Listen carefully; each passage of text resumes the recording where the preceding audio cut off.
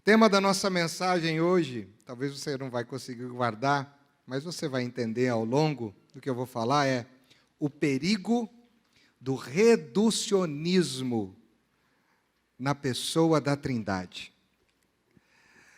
E você vai entender bem o que eu quero te dizer. Primeiro, para você entender, eu gostaria de fazer uma pergunta. Como você se relaciona com Deus Pai, Deus Filho e Deus Espírito Santo? Já que Deus é uma unidade trinitária, e uma unidade trinitária sendo Deus Pai, Deus Filho e Deus Espírito Santo. Nessa noite eu quero tentar te mostrar alguns perigos que nós temos corrido de não compreender efetivamente esse Deus trino como deveríamos. E talvez também te mostrar alguns prejuízos que nós estamos tendo na nossa geração por não entendermos como podemos nos relacionar com a Trindade de uma forma mais profunda, mais efetiva. E aí, por fim, a minha proposta é te ajudar e te ensinar, quem sabe, a voltar a ter uma relação mais intensa com o Deus Pai, Deus Filho e Deus Espírito Santo. Amém? No final do século XV, início do século XVI, o mundo passava por uma grande transformação. Nós estávamos na era industrial, as coisas estavam acontecendo muito rapidamente, as coisas estavam avançando, a produção, a cabeça do povo estava avançando. Quem coordenava fora as indústrias e o mercado que produzia as coisas era também a igreja, com seus dogmas, com as suas doutrinas, com as suas verdades. E no meio de tudo isso surgiu um movimento que veio talvez questionar esse ritmo louco e desenfreado que fazia o ser humano viver como um processo, dentro de um processo de produção de bem e consumo, e também questionando a relação do homem com o sagrado a partir da igreja. E esse movimento se chamou de iluminismo. O homem que introduziu esse movimento na Europa foi chamado John Locke, filósofo. E ele dizia que o ser humano ele precisava valorizar mais a sua razão, a sua ideia, a sua capacidade de pensar sobre as coisas. E aí falava-se de iluminismo porque tem a ver com luz, e a luz na cabeça deles naquela época era a mente, era a capacidade de raciocinar. E nesse movimento, então, surgiram muitas pessoas que abraçaram.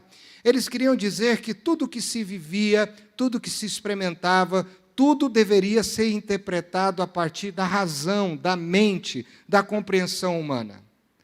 A produção industrial, a maneira de se enxergar a sociedade e a relação com Deus deveria passar pelo filtro da mente humana. Talvez um desses proeminentes filósofos que surgiram nesse movimento, e a gente que estudou há algum tempo atrás, e lembra lá das coordenadas cartesianas, foi René Descartes. E ele, com uma grande frase, resumiu exatamente o que significou o movimento iluminista. Ele disse assim: penso, logo existo. Ou seja, quando ele estabeleceu essa premissa, ele estava dizendo que a sua existência ela só era percebida a partir da sua consciência. Era a razão que ele tinha da sua existência que fazia de fato ele existir. Tudo era reduzido à mente humana. E aí houve um prejuízo, e a igreja se posicionou nessa época, chamando os iluministas, inclusive, como hereges, porque eles diziam que Deus, o Deus que a gente tinha que se relacionar, era um Deus que tinha que ficar diminuído a capacidade humana. E aí isso é uma grande afronta ao Evangelho, porque conhecemos a grandeza do nosso Deus, e eu quero te dizer uma coisa: tudo que você pensar sobre Deus, tudo que já foi dito sobre Ele, tudo que será dito sobre Ele, ainda será infinitamente menor do que de fato Ele é. Ele é muito maior do que todas as coisas. Nós cantamos aqui no início, profeticamente, Ele é invencível, inigualável, acima de todos Ele está. Olha que lindo isso. Ele está acima. Paulo vai dizer, ó profundidade da riqueza e da sabedoria, quem conheceu a mente do Senhor? Então, quando os iluministas quiseram reduzir Deus à sua mente, eles empobreceram a sua relação com Deus. Então, a gente pode dizer que o movimento iluminista, ele empobreceu alguns valores muito importantes a partir do filtro que foi criado. Muitas coisas aconteceram, você está comigo? Entendeu mais ou menos o que é o iluminismo? Foi uma pequena aula de um professor muito raso na área de filosofia aqui, tá certo? Passaram-se muitos anos, e chegando já na nossa época, depois da Segunda Guerra Mundial, surgiu um movimento que nós conhecemos como a pós-modernidade. E ainda a gente faz parte desse movimento denominado pós-modernismo, muitos anos depois do iluminismo. E qual foi também a grande máxima do movimento pós-moderno a partir da Segunda Guerra Mundial? Que o mundo, que todos os valores, que todas as coisas, elas deveriam ser pautadas na satisfação, no contentamento do ser humano. E com isso, grandes regras, grandes valores, valores absolutos, eles foram sendo adulterados, porque o ser humano era o centro e a satisfação dele era o mais importante. Então, o ser humano tem que se satisfazer de qualquer forma. E de lá para cá, essa ênfase na satisfação humana também tem gerado um empobrecimento em vários conceitos. Muitos seres humanos hoje entraram naquela ideia de pensar com a massa e nem de pensar como deveriam. Em 2003, eu tive a oportunidade de conhecer o Augusto Cury. Ele ainda nem era muito famoso. E ele foi dar uma palestra numa cidade próxima a Marília, onde eu fui pastor, no estado de São Paulo, chamada Pompeia. E ele estava lançando um livro muito interessante naquela época, eu acho que foi um dos seus primeiros livros, chamado Pais Brilhantes, Professores Fascinantes. Aliás, esse livro deveria ser literatura obrigatória para quem é pai, mãe e para quem trabalha na área da educação, ou gosta de educação, de ensinar. É muito gostoso de ler esse livro, e eu tive a oportunidade, naquele dia, naquela ocasião, em 2003, de assistir uma palestra com ele. E ali ele construiu um pouco desse empobrecimento ao longo dos anos de valores absolutos, e ele disse algo muito interessante naquele dia, uma frase que eu jamais me esqueci. Ele disse que o grande desafio no movimento pós-modernista é nós produzirmos pensadores e não reprodutores de informação. O grande desafio dentro de uma sociedade pós-moderna é você produzir gente que pensa, que questiona, não como os iluministas, obviamente, mas não pessoas que reproduzem apenas informação. E a gente vive uma época que muita gente vai naquela onda da música. Eu nunca sei quem é o cantor, tá? Porque assim, não é o meu estilo. Não sei se é o estilo do pastor Silas, né? Mas tem uma música que Deixa a Vida Me Levar, né? Mas e muita gente vai atrás dessa onda, deixa a vida me levar, a vida leva eu para onde as coisas forem. E aí o homem pós-moderno para de pensar e só quer fazer aquilo que dá certo, que dá resultado, que satisfaz a sua necessidade imediata, e o prazer, então, imediato, é a grande proposição da nossa época. E isso eu chamo de reducionismo. Reducionismo é um termo que a gente aplica para dizer que você pega um valor que não deveria ser empobrecido, diminuído, e você vai empobrecendo. Ele é algo valioso, você vai diminuindo. Vamos pensar, por exemplo, integridade, honestidade, verdade, sinceridade, amizade, família, amor, perdão, serviço. Com certeza, esses valores, ao longo dos anos, em prol da satisfação humana, eles foram ficando cada vez mais pobres. Você concorda comigo? Ou eu estou falando alguma besteira aqui? E, infelizmente, nessa relação com Deus, na nossa época, muitas pessoas estão cometendo um grande crime, talvez eu poderia dizer, que é reduzir a pessoa do Deus Pai, Deus Filho e Deus Espírito Santo. Se fala muito do Filho em alguns lugares, mas não se fala do Pai. Se tem a grande ênfase, que foi a virada do século, né, com o movimento pentecostal novo, pós-moderno, muito do Espírito. E parece que quando a gente olha para Deus, a gente não consegue enxergar Deus na totalidade que Ele é. Ele é Deus Pai, Deus Filho e Deus Espírito Santo. Vamos dizer junto comigo? Deus Pai, Deus Filho e Deus Espírito Santo. E talvez, na carta aos Efésios, que é uma das pérolas do Novo Testamento, nesse início de carta, no capítulo 1, a partir do versículo 3 até o versículo 14, que foi o texto que nós lemos, o apóstolo Paulo faz questão de que nesse pequeno bloco ele fale do Deus Pai, do Deus Filho e do Deus Espírito Santo. Esse bloco a gente chama de doxologia. Hoje o pastor está falando uns termos aqui, misericórdia, mas eu quero explicar tudo nos seus mínimos detalhes, tá certo? Para você entender. Doxologia é uma composição de termos gregos que significa doxa e logia, ou logos. Doxa é glória, logos é palavra. Então, doxologia é palavra sobre a glória. E Paulo aqui está falando e trazendo princípios sobre a glória de Deus, palavras que expressam o verdadeiro louvor ao Deus Pai, ao Deus Filho e ao Deus Espírito Santo. E isso é maravilhoso. Essa doxologia gira em torno de uma expressão que ele vai usar no versículo 6, no versículo 12 e no versículo 14, que é para o louvor da sua glória. Se você tiver com uma Bíblia aplicativo, você pode dar uma passadinha aí. Ele vai falar a sua gloriosa graça, para a sua maravilhosa glória. Pode colocar lá no 12, deve falar isso, né? Para o louvor da sua glória. Ou seja, Paulo quer exaltar a glória desse Deus trino para que as pessoas que estão lendo a sua carta possam se relacionar com Deus de uma forma profunda, eficaz e efetiva. E é muito interessante, se você está com a tua Bíblia aí, eu vou repetir o texto, a leitura rapidinha, para você perceber como ele faz isso. Olhe a partir do versículo 3 até o versículo 6. Nesse primeiro bloco, ele vai falar do Deus Pai. Olha que lindo isso. Bendito seja o Deus e Pai de nosso Senhor Jesus Cristo, que nos abençoou com todas as bênçãos espirituais nas regiões celestiais em Cristo. Versículo 4. Porque Deus nos escolheu nele, antes da criação do mundo, para sermos santos e irrepreensíveis em sua presença.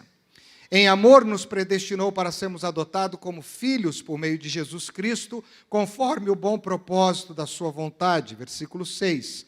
Para o louvor da sua gloriosa graça, a qual nos deu gratuitamente no amado. Agora, do versículo 7 ao 12, ele vai falar do Filho. Do 3 ao 6, falou do Pai, agora do Filho. Olha que interessante. Nele, obviamente, no Filho, que ele termina falando no versículo 6, temos a redenção por meio do seu sangue, o perdão dos pecados de acordo com as riquezas da graça de Deus. Pode mudar. A qual ele derramou sobre nós com toda a sabedoria e entendimento. Ele nos revelou o mistério da sua vontade de acordo com o seu bom propósito que ele estabeleceu em Cristo. Isto é, de fazer convergir em Cristo todas as coisas celestiais ou terrenas na dispensação da plenitude dos tempos. Versículo 11, nele também fomos escolhidos, tendo sido predestinados conforme o plano daquele que faz todas as coisas segundo o bom propósito da sua vontade. Versículo 12, a fim de que nós, os que primeiro esperamos em Cristo, sejamos para o louvor da sua glória. Aí vem os versículos 13 e 14, e Paulo vai falar de quem agora? Quem está faltando? O Espírito Santo. Olha que lindo. Nele, quando vocês ouviram e creram na palavra da verdade, o evangelho que os salvou, vocês foram selados com o Espírito Santo da promessa. Versículo 14, que é a garantia da nossa herança até a redenção daqueles que pertencem a Deus para o louvor da sua glória. É como se ele estivesse nos ensinando assim. No primeiro bloco, aquilo que a gente aprende sobre o Pai. é tão maravilhoso, é tão significativo, é tão profundo, que não há como nós não vivermos para a glória do Pai. Mas no segundo bloco, quando ele fala sobre a redenção, sobre o derramamento do sangue do Cordeiro, que nos remiu, desse Filho que nos gera uma identidade também no Pai, como filhos, como irmãos, e quando você olha sobre o filho a gente vibra, que não dá para viver se não for para o louvor da sua glória. E aí, ele fecha falando do Espírito, que o Espírito Santo é o selo, é como se você fosse gerado em Deus, e o Espírito Santo te carimbasse dizendo, esse aqui é o selo de garantia, de que esse rapaz, de que essa mulher, de que esse homem, de que essa mulher creu no Deus Pai, entendeu a obra redentora do Deus Filho, e agora ele é selado pelo Espírito, e ele pertence a Deus para sempre. O Espírito é o selo, e aí não dá para viver também, se não for para a glória do Deus Espírito Santo. Então esse texto é riquíssimo, mas a grande crise, o grande perigo que nós temos vivido muitas vezes hoje, e eu falo isso com muita propriedade, é que nós não estamos fazendo uma doxologia, ou seja, nós não estamos construindo palavras que glorifiquem ao Deus Pai, ao Deus Filho e ao Deus Espírito Santo. Nós não estamos tratando a Trindade como deveria ser tratada, para a gente poder ter uma relação mais profunda e mais intensa com Deus. Parece que a nossa fé e os nossos conceitos de fé estão tanto quanto desequilibrados. Não são três deuses, é um único Deus, que se revela em três pessoas, sensíveis, que tem o seu jeito, que é tão lindo a gente se relacionar, esse Deus Pai, esse Deus Filho e esse Deus Espírito Santo. Amém? Você está comigo? Então, o primeiro perigo que a gente precisa vencer é o perigo da compreensão do Deus Pai, que foi o texto que a gente leu, dos versículos 3 a 6, lemos 2 vezes, para você não esquecer. E é muito bonito que Paulo começa fazendo um elogio a Deus, né? Bendito seja o Deus e Pai de nosso Senhor Jesus Cristo. Ele começa bem dizendo, louvando, adorando a esse Deus que é nosso Pai. Ele louva esse Deus de uma forma muito intensa. E ele louva esse Deus porque simplesmente ele é o nosso Pai. Uma das coisas que Paulo está nos ensinando é que o Pai precisa ser honrado. O Pai precisa ser reconhecido. O Pai precisa ser admirado. O Pai precisa ser levado em consideração, porque se não houver Pai, também não há Filho. E Paulo está dizendo, bendito seja o Deus e Pai de nosso Senhor Jesus Cristo. E diz mais, eu não estou só bem dizendo que Ele é Pai, mas eu estou bem dizendo que Ele é um Pai muito bom, bom demais da conta. É um Pai generoso. Olha aí, ó, você que está preocupado com o amanhã, olha aí, ó. Ele diz assim, que nos abençoou com algumas bênçãos, é isso? Ou vai nos abençoar com algumas bênçãos? Não, ele disse que nos abençoou com toda sorte. Então, o Filho de Deus tem sorte? Tem. Não tem sorte para jogar na Mega Sena, tá bom? Não tem sorte para ficar jogando no jogo do bicho. Mas tem toda sorte de bênção em Cristo nas regiões celestiais. Você precisa mais, meu irmão? Então, Paulo está dizendo, olha que Pai maravilhoso que eu tenho, esse Pai que me gera, esse Pai que me faz ser filho, e esse Pai que é tão generoso, que já me abençoou com toda a sorte de bênção. Paulo está nos ensinando, queridos, a reconhecer quem esse Pai é para nós. E sabe o que eu tenho aprendido sobre louvor a Deus? O meu louvor a Deus não muda nada em Deus, absolutamente nada, porque Deus é o que Ele sempre foi e será o que Ele sempre foi. Ele é o mesmo ontem, o mesmo hoje e eternamente. Deus não fica mais Deus por causa do meu louvor, mas quando eu louvo a Deus, quando eu exalto a Deus, quando eu glorifico a Deus, quem muda sou eu. Quem é transformado sou eu. Quem é trabalhado sou eu, na presença da sua glória. E quantas vezes, sem motivo, pelo menos não entendendo, com o coração bastante contaminado por insatisfação, por tristeza, eu comecei a louvar a Deus. E eu fui sendo renovado. O louvor liberta. O louvor transforma. O louvor afugenta o diabo. Você sabia que tem uma linguagem que o diabo não suporta? É o louvor. Ele não suporta o louvor. E sabe o que acontece nos dias de hoje? A gente murmura mais do que louva. Eu costumo dizer que o idioma do inferno já está sendo ensinado nos nossos dias, e ele se chama murmuração, reclamação. Então, quando eu afugento o inimigo da minha vida, quando eu louvo, quando eu bendigo, quando eu exalto, quando eu reconheço quem Deus é para mim, e eu digo, bendito seja esse Pai generoso, que já me abençoou com todas as sortes. Talvez ainda ela não chegou, mas ela já está lá preparada. Ele ainda não me deu, porque talvez eu não esteja preparado para receber, mas Ele já preparou. Você está me entendendo ou não? Todas as bênçãos significa que tudo que Deus tem para te dar, Ele já preparou. Ele não vai preparar. Ele já preparou. Aleluia. Oh, Deus, manda, Senhor. Eis-me aqui. Só que qual é o nosso problema? O nosso problema numa era pós-modernista é que nós capitalizamos Deus. Nós tratamos Deus como o Deus Pai, como um pai capitalizado. E na sociedade capitalista a gente trabalha no bem e no consumo. Então a gente se relaciona com Deus não porque Ele é nosso Pai, que já preparou todas as coisas. Esse Pai que nos gerou, que soprou de si o fôlego da vida sobre nós. Nós nos relacionamos com o Pai capitalizado atrás do quê? Do bolso dele. Das bênçãos. Semana passada eu estava pregando lá no Mato Grosso do Sul e agradeço as orações, foi um tempo muito especial. E eu disse algo que eu considero um pouco forte, mas é importante dizer. Que esse Deus que muitos evangélicos buscam apenas querendo as suas bênçãos, e esse Deus, que é um Deus que só trabalha para abençoar uma massa que busca apenas os seus benefícios, para mim é um Deus falso. Então, nós temos que entender que Deus é muito mais do que Ele tem para dar. Só que muitas vezes a nossa grande crise é, eu quero um pai que me dê os caprichos. E quem é pai aqui sabe. Uma das crises que a gente tem na educação de filhos é saber distinguir para os nossos filhos o que é necessidade e capricho, não é verdade? Porque eles são insaciáveis muitas vezes, não são?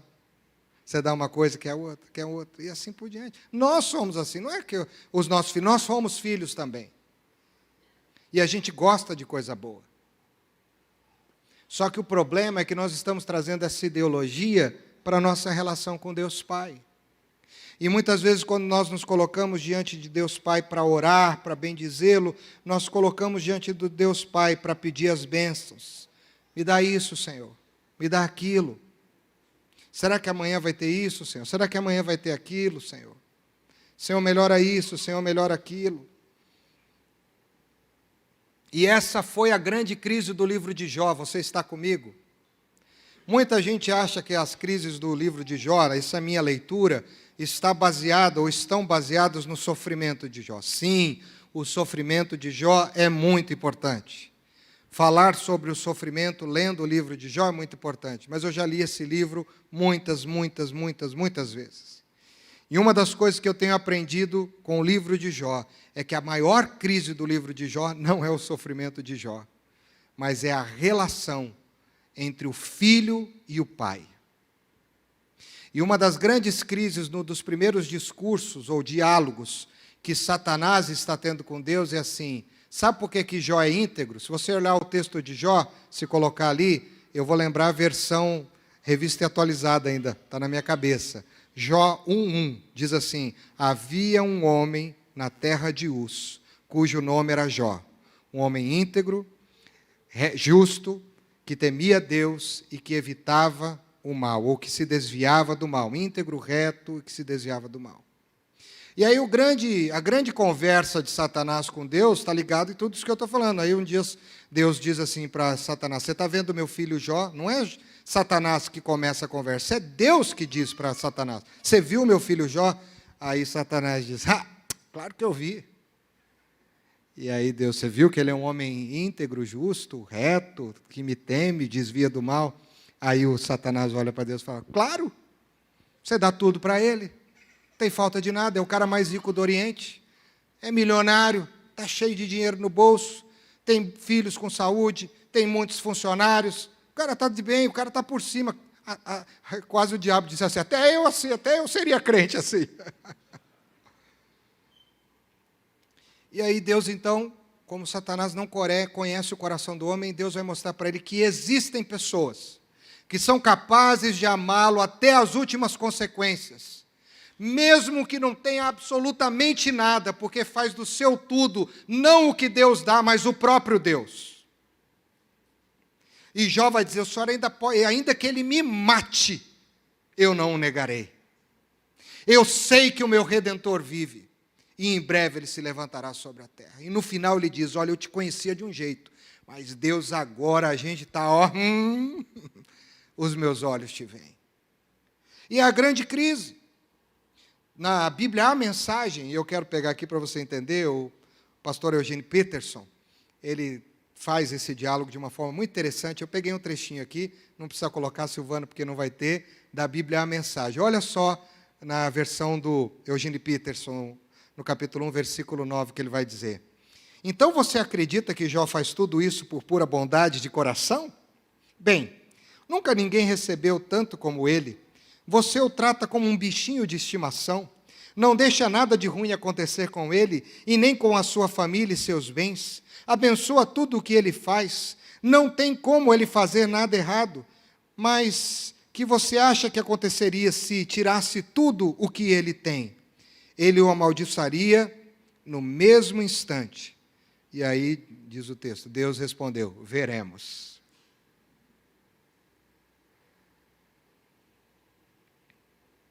E, infelizmente, a grande crise hoje é que muitos filhos acabam se relacionando com Deus dessa forma, e o inimigo pode chegar diante de Deus, diante do trono do Pai, e dizer, está vendo aquele homem lá, aquela mulher lá em Londrina, que vai na igreja, que é líder, está vendo? Então, ele está assim, porque você dá muitas coisas para ele, tira. E aí, às vezes, Deus tira uma coisa, Deus permite que a gente sofra, o que a gente faz? A gente fica magoado, a gente murmura, a gente reclama, a gente briga, a gente fica de bico. Isso é tratar o Deus Pai como um Deus capitalizado. E não entender que ainda que eu não tenha nada, eu tendo o Pai, eu tenho tudo. Eu me lembro em São Paulo, quando meu pai se separou da minha mãe, nós fomos morar, já contei essa história, e a gente morando naquele cortiço. E no cortiço nós moramos em 3 cômodos, moramos num banheiro, moramos num quarto e moramos numa edícula, tudo em um cômodo só. E eu me lembro que, muitas vezes, não tinha o que comer, gente, não tinha. Meu pai ganhava meio salário mínimo de aposentadoria e ele já era uma pessoa idosa, com quase 70 anos. Fazia bico para poder ajudar a família. E eu me lembro que às vezes tinha que comer arroz com salada de cebola. Ó, quem não gosta de cebola, aí que maravilha. Quando a coisa era boa, era arroz com mortadela. E de vez em quando um frango assado com pão italiano. Meu pai judiava da gente demais. Mas o que me fez não desviar, o que me fez ficar firme, é que era nos momentos que eu não ganhava um brinquedo, um presente, não ganhava mesmo, não ganhava uma roupa, não tinha o McDonald's, não tinha o lanche, não tinha a pizza. O que me dava segurança é que eu tinha um pai. E a presença dele era maior do que eu podia receber qualquer outra coisa. E como hoje eu preferia ter meu pai perto de mim, obviamente ninguém vive para sempre, vivi com meu pai bastante, convivemos com ele até os 93 anos. Mas como eu gostaria de ter meu pai por perto, ainda que ele não me desse mais nada, mas só para dizer, eu tenho um pai. E quantos filhos hoje não valorizam a presença dos seus pais? Eles querem o bolso, mas não querem a presença. Mas o pior é que a gente faz isso com Deus. Então esse é um perigo que a gente tem vivido nos nossos dias. E a gente precisa resgatar essa ideia de que Deus Pai nos gerou, nos deu uma identidade, Ele é o que nos dá a vida, Ele é o que nos dá a segurança, o Pai exerce autoridade sobre a nossa vida, o Pai estabelece regras, o Pai disciplina, o Pai controla, e o Pai diz, não tem problema, eu estou com você, eu estou contigo, não se preocupe, eu estou com você. Antes que os montes nascessem, eu estava com você. Por onde quer que você andar, eu estarei com você. Amém? Então nós precisamos resgatar essa visão. Esse Deus que nos dá uma identidade, que nos educa, que cuida de nós. E qual é a grande crise? Eu encerro. Qual é a grande crise também na sua relação com Deus? O diabo, ele quer questionar a sua filiação nele. Você é filho de Deus? Ah, você é filha de Deus? Mas por que você está passando por isso? Você é filho de Deus, por que está desempregado? Você é filho de Deus, por que está doente? Você é filho de Deus, por que está com dívida? Você é filho de Deus, por que não consegue mudar de emprego? Você é filho de Deus, por que não consegue arrumar um relacionamento duradouro? Você é filho de Deus, por que está nessa situação? Você é filho de Deus, por que está sendo humilhado? Você é filho de Deus, por que está sendo traído? Você é filho de Deus, por que está sendo ultrajado? E isso vai batendo na gente, e aí a gente começa a olhar e diz assim, meu Deus! E parece que a gente começa a olhar para as coisas, para o bolso, e dizer assim, Ele não me deu nada disso, e a gente se esquece quem Ele é. E quem tem a Deus e tudo mais, não tem nada mais do que alguém que só tem a Deus. Quando Jesus foi tentado, foi aí que o inimigo pegou, se és filho de Deus. Meu irmão, deixa eu te dizer uma coisa, olhe bem para mim. Você é filho e filha amado do Deus vivo, do Deus Pai, que te ama, que te dá uma identidade, que vai cuidar de você e quer que você o ame apesar do que Ele possa te dar ou não. Amém? Segundo perigo, a compreensão do Deus Filho. Versículo 7 a 12 do texto que nós lemos, fala sobre o Deus Filho. Esse Filho que é o motivo da nossa redenção. Esse Cristo que é a nossa vida, a nossa esperança. Só que, infelizmente, hoje, um dos perigos, e eu não estou dizendo que você comete, eu estou dizendo que podemos cometer, é fazer de Jesus um sacramentalizador dos nossos desejos, e não o Senhor deles. E aí a gente vai orar, e pede e coloca, e aí a gente usa em nome de Jesus, amém. E talvez o pedido não está de acordo com a vontade do Pai. O pedido não tem a direção do Espírito. O pedido é guiado pelo meu egoísmo, pelo meu desejo de satisfação. E aí eu coloco o nome de Jesus. E olha, meus irmãos, eu já vi ao longo desses anos, cada oração, que cada pessoa já colocou o nome de Jesus, que só pela graça de Deus.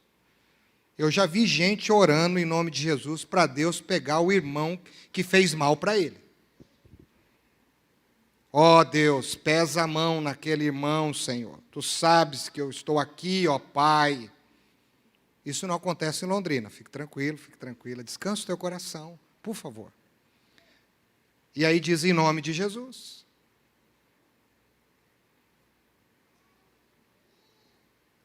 E aí pega o nome que é acima de todo nome, o nome no qual se dobrará todo o joelho dos que estão no céu, na terra e debaixo da terra, e toda a língua confessará que Ele é Senhor, coloca Ele no meio de uma encrenca dessa.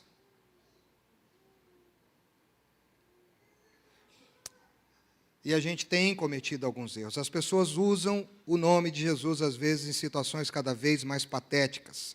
Acham que esse nome de Jesus existe, ele está com poder místico. Quantas vezes, não vou dizer também que isso acontece com você, tá bom?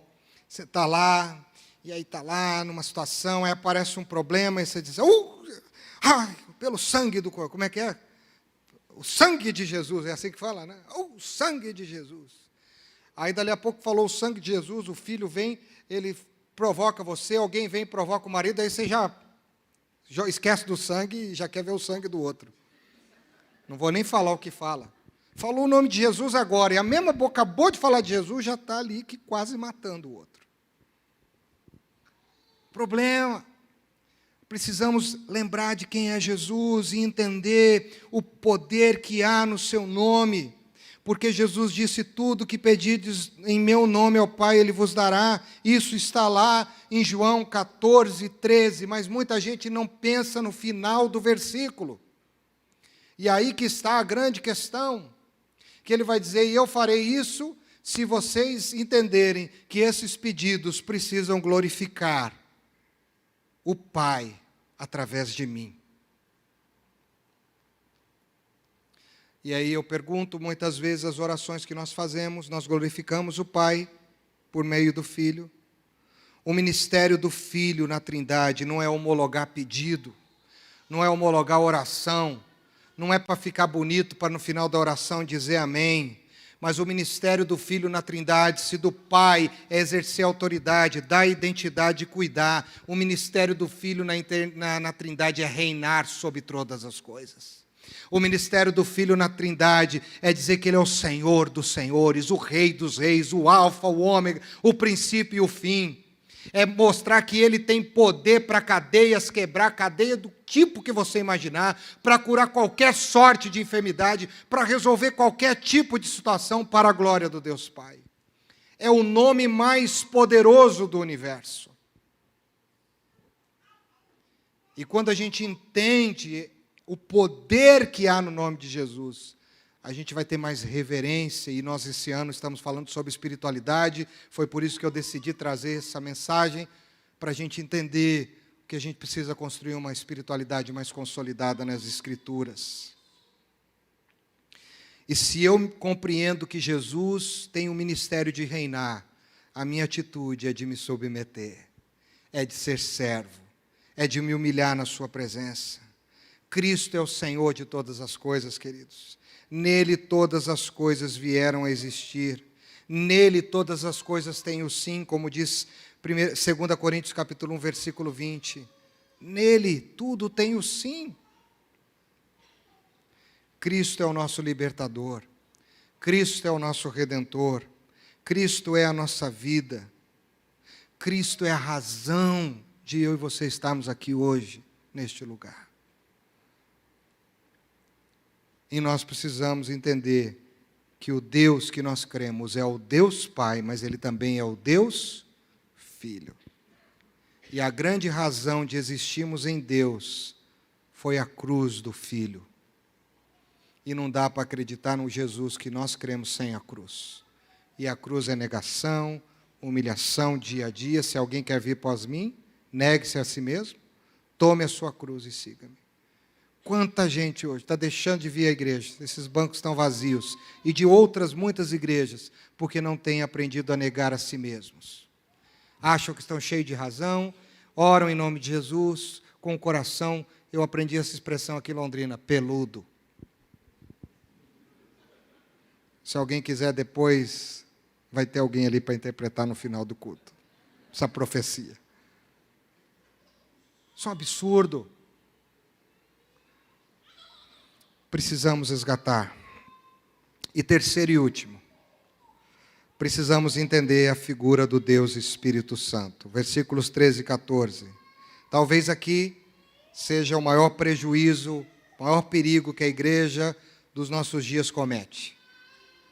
Porque todo mundo quer o poder do Espírito, quer o dom do Espírito, quer a profecia do Espírito, quer o sobrenatural do Espírito. E o Espírito, infelizmente, hoje em dia, se tornou o Red Bull dos evangélicos. Ele tem dado asas para muita gente.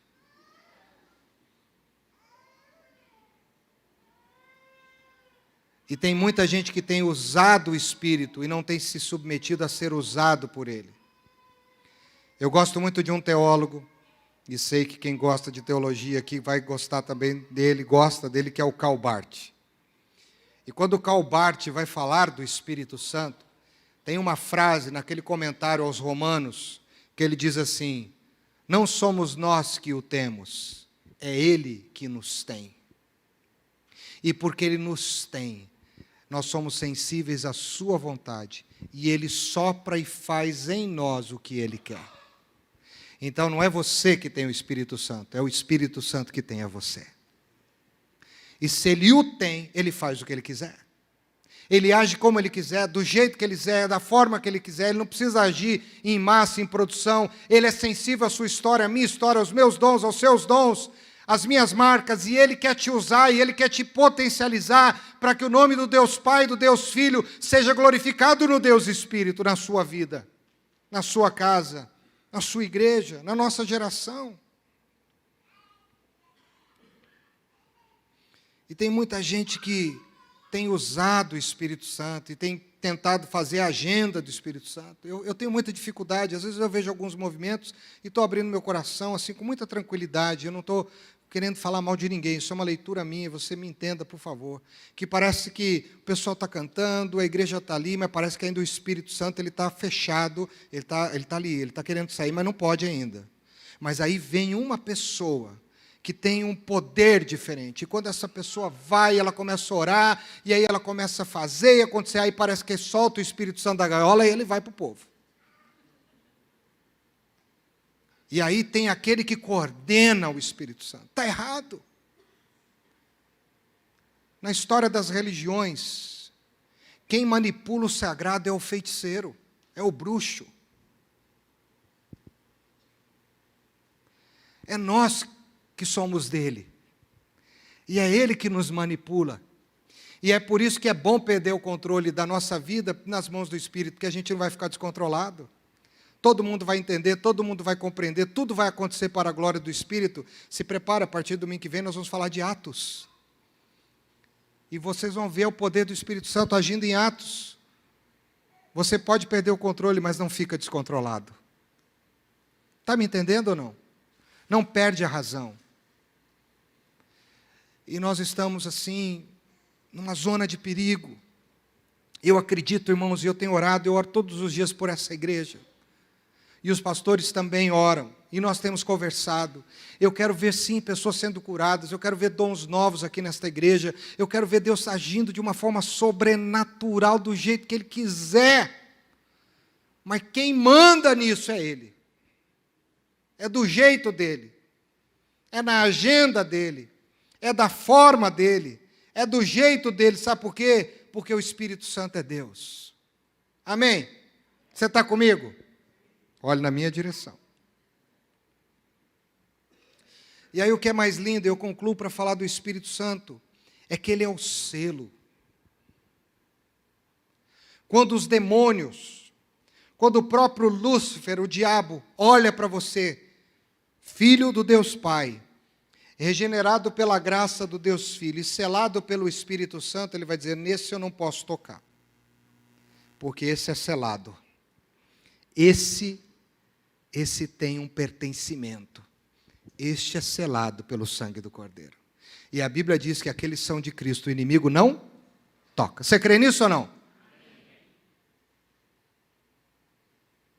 O Espírito Santo te carimba para dizer de quem você é, o que Jesus fez na sua vida, a quem você pertence. Ele não te anima ali um pouco para depois sair dali e começar a falar mal do outro. Não te anima aqui agora para você viver uma vida irresponsável dentro de casa, tratar mal a esposa, os filhos, para ir mal nos negócios. Se o Espírito Santo entrar e você tiver uma experiência de avivamento, vai mudar tudo na sua vida. Seu relacionamento, seu casamento, seu vocabulário, nossa mente, nossos negócios. Ele é o Paráclitos. Eu já falei do Paráclitos aqui. Paráclitos é uma expressão no grego que literalmente significa chamado para ir junto. E dizem nas histórias das guerras no Oriente, uma das funções de uma das pessoas que iam à frente do batalhão era motivar os soldados para que eles não desanimassem na guerra. Às vezes, eles já estavam cansados, eles já tinham batalhado, alguns já tinham morrido, mas ainda a batalha não havia acabado. Então era onde o Paráclitos vinha, essa figura, e é usada essa figura para identificar o Espírito Santo no Novo Testamento. E imagina aqui o exército. Segura as crianças agora aí, tá bom, irmãos? Essa semana eu fiz o exame da corda vocal, tá a coisa mais linda, glória a Deus. E aí o exército está vindo, e o Paráclitos ia dizer assim: vamos, homens! Vocês não podem desanimar. Vamos, homens! Nós vamos vencer. Vamos usar a nossa força. Vamos que nós vamos batalhar. Vamos, homens! E os caras enchiam de energia. E aí que eles iam. Aí é dessa série de Netflix, Vikings, que você vê aquela coisa de... E é isso que o Espírito Santo faz da nossa vida. Quando você está desanimado, quando você está querendo se render, quando você está machucado pelos golpes da vida, quando você acha que não vai conseguir caminhar, o Espírito Santo vem, o Paráclito diz: vamos, meu filho, vamos regenerado pela graça, vamos regenerado pelo sangue do Cordeiro, não desista, porque Deus já lhe deu a vitória. Vamos, estamos juntos. Não vou gritar mais, fique tranquilo. Fique calmo. Eu estou calmo, tá certo? O Espírito Santo, ele nos potencializa. Atos 1:8, e recebereis poder, virtude, energia, energel, dunamis, ao receber sobre vós o Espírito Santo, para serem minhas testemunhas, tanto em Jerusalém quanto em Judeia, Samaria, até os confins da terra. O Espírito Santo, ele tem um ministério de te levar para mais perto do Pai. Por isso, quando a gente se relaciona com esse Deus Pai, Deus Filho e Deus Espírito Santo da forma correta, ninguém nos segura, irmãos. O povo de Deus caminha numa dimensão que a gente nem imagina. Mas, infelizmente, nós corremos perigo. Corremos perigo de uma geração que tem fragmentado a Trindade e tem preferido uma personalidade à outra e tem se esquecido do poder que há no Deus Pai, no Deus Filho e no Deus Espírito Santo. Concluo com uma frase, o pessoal do louvor pode vir aqui, de Charles Haddon Spurgeon, considerado o príncipe dos pregadores, um grande pastor, um homem que foi usado por Deus de uma forma sobrenatural. E ele falou algo sobre o Espírito Santo, que eu queria que você ficasse bem calmo agora e prestasse atenção nessa frase dele. Fique calmo, preste atenção, abra os seus ouvidos. Olha o que esse homem disse, um homem que caminhava com o Espírito. O céu não pôde conter o Espírito Santo, mas ele encontra um lar dentro do coração dos seus servos. Nós somos seu templo. Cada uma de suas influências despertará em nós louvor e gratidão. Se ele é como o vento, nós seremos como sinos ao vento. Se ele é como o orvalho, nós floresceremos como flores do campo. Se ele é como uma chama, nós arderemos com ele em paixão e glória. De qualquer forma, como ele mover dentro de nós, isso nós seremos. E eu gostaria muito, em nome do Senhor Jesus, que neste ano, na Filadélfia, nós pudéssemos compreender melhor esse Deus maravilhoso, Pai, Filho e Espírito Santo. Porque eu creio que esse vai ser um ano espetacular na vida dessa igreja. Na sua vida, vai ser um ano de muitas transformações. Algumas coisas vão mudar significativamente, vão mudar. Mas eu tenho certeza absoluta de que o Deus Pai, Deus Filho e Deus Espírito Santo já tem um plano infalível para cada um de nós. Por isso não vamos desmerecer quem Ele é, porque maior do que tudo Ele é esse Cristo que nós celebramos. Invencível, inigualável, acima de todos Ele está. Amém?